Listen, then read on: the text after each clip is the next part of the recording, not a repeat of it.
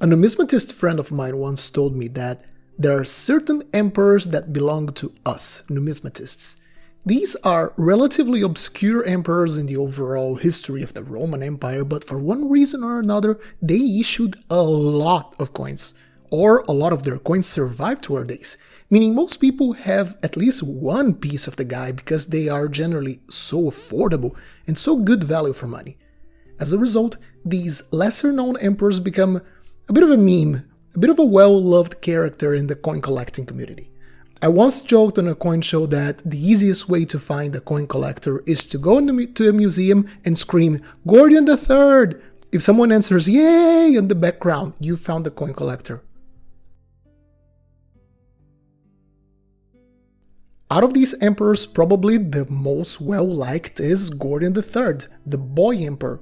His coins, in particular his silver denarii and Antoniniani, are among some of the most common and most affordable imperial issues with good artistic quality and high silver content, making them a lovely choice for people starting out on a budget, but still wanting to get a pretty looking coin.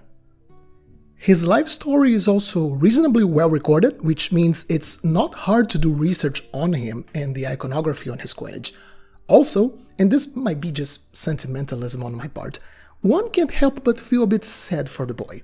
He was just a kid when he was thrown right at the center of a very turbulent period of Roman politics.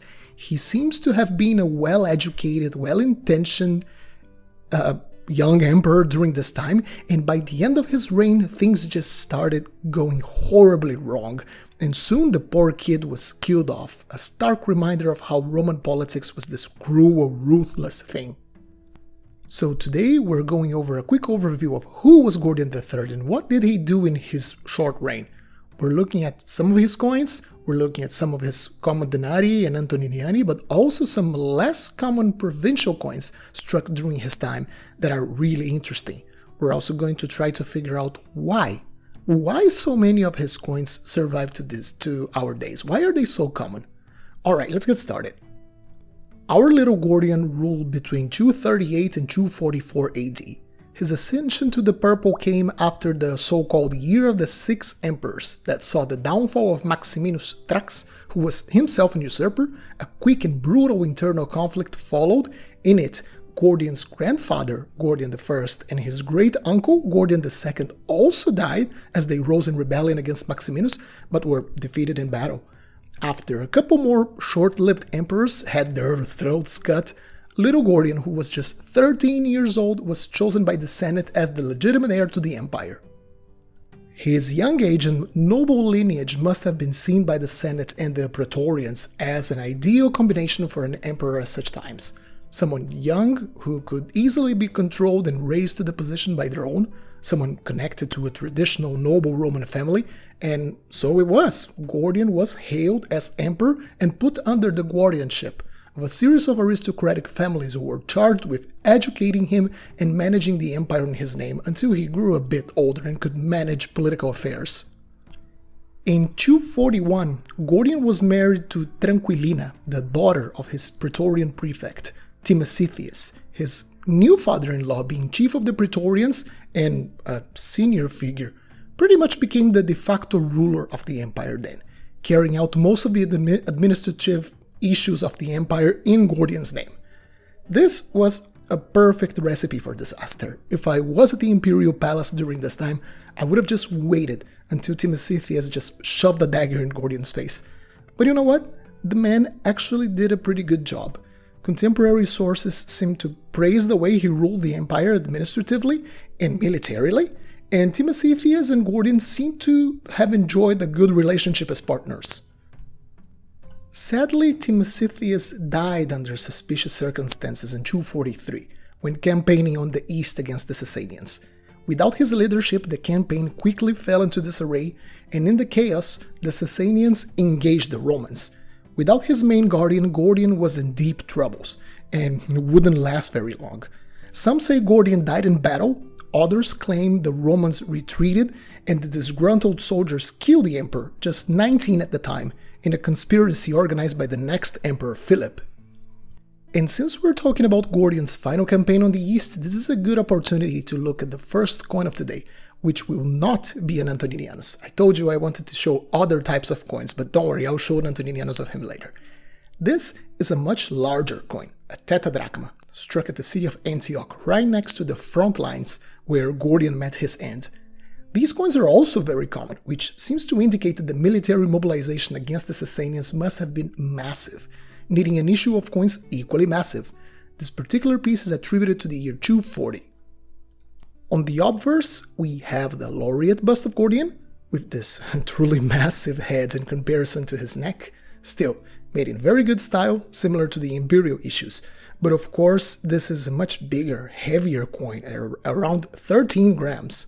The legends in Greek read Autokratoros Caesar Marcos Antonios Gordianos Sebastos, or Imperator Caesar Marcus Antonius Gordian Augustus. Heading to the reverse, we have the typical type for the tetradrachma of Antioch, the imperial eagle, the main symbol of the empire and of Jupiter, the king of the gods, with its lovely wings outstretched. Under the eagle, we can see the letters SC, standing for Senato Consulto, indicating this series of coins was issued by direct orders of the Roman Senate, as previously said, likely to raise funds for the war, and around, the legends translate to with tribunician powers, one of the prerogatives Gordian had as an emperor. If a Greek silver tetradrachma is a bit too expensive, like the Hellenistic coins, this is an interesting alternative for budget collectors as well. The tetradrachma of Gordian look fantastic. As I mentioned, they're big and they're just a fraction of the price. Next, since we're looking at tetradrachma, how about we look at another one? This time struck at Alexandria in Egypt. The province of Egypt had an isolated monetary standard. No foreign coins could get in, nor Egyptian coins could get out. They all had to be exchanged at the border. This was likely done due to the importance Egyptian products, especially grain, had to the imperial economy, so a special economic zone was enacted to ensure some sort of price stability and guarantee of the flow of resources to Rome.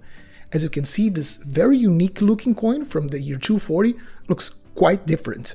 Roman Egypt had until the 4th century AD an entirely separate monetary system, and as we can see, even the manufacture method of the planchets was different. It's a smaller, more compact coin, but it looks massive, it is thick. On the obverse, we have the cuirassed and laureate bust of Gordian, in the unique style of Alexandria. The legends are once again in Greek, as Egypt was also in the Greek-speaking portion of the empire. Autokratoros, Caesaros, Marcos Antonios, Gordianos Sebastos. Notice how this tetradrachma has much less silver content compared to the piece from Antioch. Egypt worked almost completely in a fiduciary system, as the value of the coins in this little economic zone did not really equate to the value of the precious metal in them. By the time of Gordian, while imperial issues were around 40% silver, this tetradrachma was likely around 15%, 10%. You can still see a grayish silvery tone, but it definitely looks poor and debased. On the reverse, we have this lovely depiction of the god Nilus, the incarnation of the river Nile, that gave sustenance and prosperity to Egypt. I love how Nilus isn't depicted as the typical muscular Greco-Roman god. He is instead always shown very relaxed, reclined over the waters of the river. He generally has a nice full belly, a reference to the abundance of Egypt's soil. He also holds a cornucopia, the symbol of abundance, to reinforce the idea of how fertile the region was. Next to him, we have in Greek characters the regnal year, which in this case is for the 3rd regnal year of Gordian. Next, let's have a look at one of the many local, provincial examples of coins struck for local circulation around the empire under the reign of Gordian. I love provincial coins. They all tell a different story, since they were meant for local circulation. Generally, their iconography is related to something that happened around that region. This is an example from the city of Neo Caesarea, at the region of Pontus on modern-day Turkey, struck between the years 241 and 242. Like most provincial and local issues, the permission to issue coins was a right given directly from the emperor. So, on the obverse, we have once more the face of Gordian, with his imperial titles in Greek, Autocrátoros, Marcus Antonius, Gordianos, Sebastos. The reverse is what makes this coin fascinating though.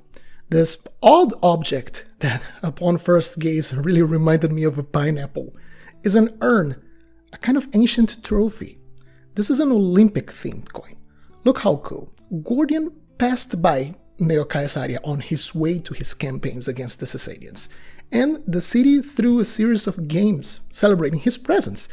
We're talking about a city in the old Greek world, annexed by the Romans, and Rome, that's very interesting, Rome strongly encouraged this pan-Hellenic tradition, such as the one of Olympic Games. So here we have a coin celebrating this city's own mini-Olympics. The legends make reference to the koinon Neo Caesarea, the koinon being a rough equivalent of a Greek republic, responsible for administering local affairs, even if they were in practical terms under Roman rule. At the very center of the design we have the prize urn, which generally had all kinds of prizes inside, like gold or other valuables, and it is over a little square table, and under the table we have an abbreviation of the year of issue of the coin. Okay, now let's have a look at the imperial issues. Let's start with the denarius.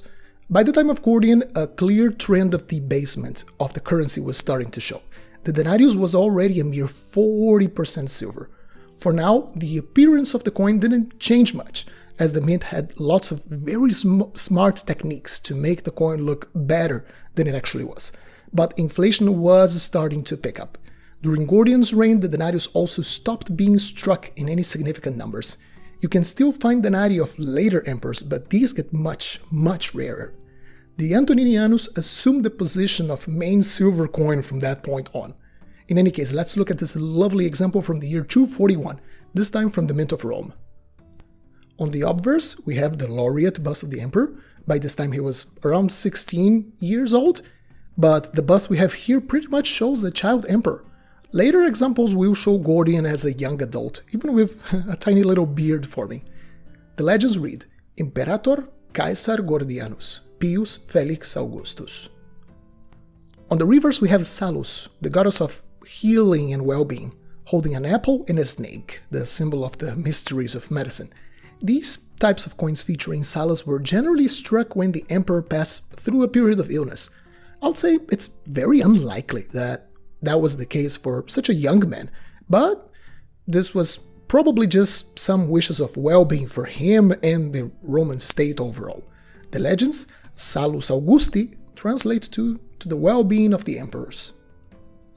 And finally we have the king of all of Gordian's coins, his Antoninianus.